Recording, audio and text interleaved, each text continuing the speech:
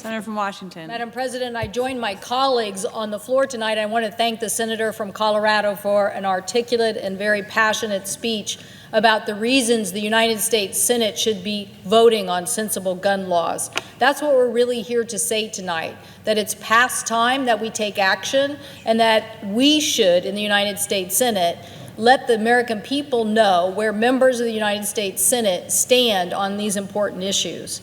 Too many Americans have been impacted by gun violence, and too many places have been the site of these attacks. Whether it's churches, synagogues, or mosques, whether it's our school children, or people just going about their everyday lives shopping, going to a concert, or even watching a movie, too many family and friends are left waiting, trying to understand whether their loved ones are going to return home. And too many have been devastated finding out that their loved ones aren't coming back.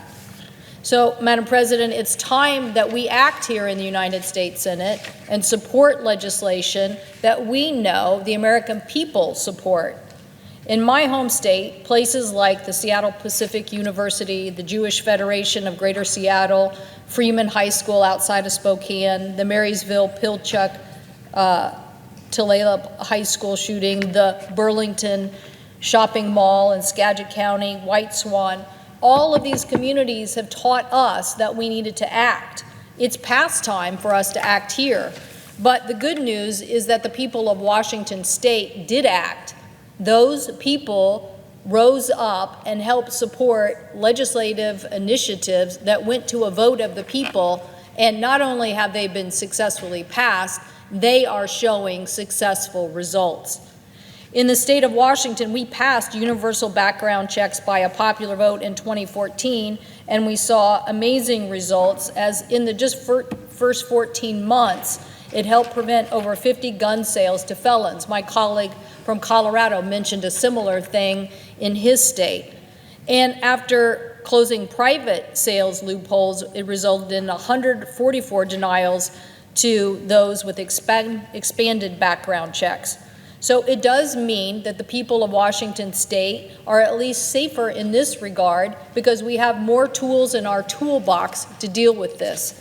Now, I also want people to understand that we've passed an extreme protection order law. That was passed in 2016 with nearly 70% of Washington State voters helping in voting in that election. So what we saw was that in a state where we probably have 27% gun ownership, we saw in 31 out of 39 counties people supporting this measure to say that extreme people should not be allowed to get their hands on a gun. This was supported in rural communities, suburban communities, urban communities. And when in front of the Senate Judiciary Committee last year, King County Deputy Senior Prosecuting Attorney Kimberly Wyatt testified, she called this measure, quote, a critical evidence-based harm reduction tool, end quote. Now, how does that sound so threatening? A tool that law enforcement is telling us it's critical evidence-based that's going to help us reduce harm to our fellow citizens.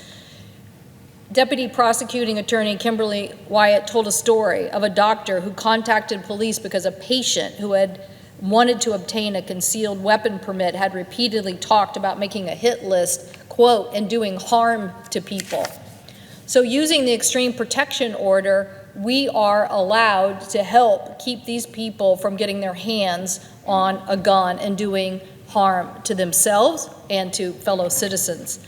So these measures supported in my state are initiatives by the people, as I said, supported by wide majorities across all geographic areas of our state. And yet we can't find out here in the United States Senate how our Senate colleagues would vote on these very important measures.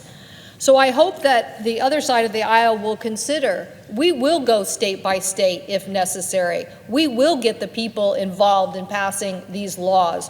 Why? Because they know their common sense and they work. And we want to keep the public safe. We know that we want to have these tools so law enforcement and others can do their job.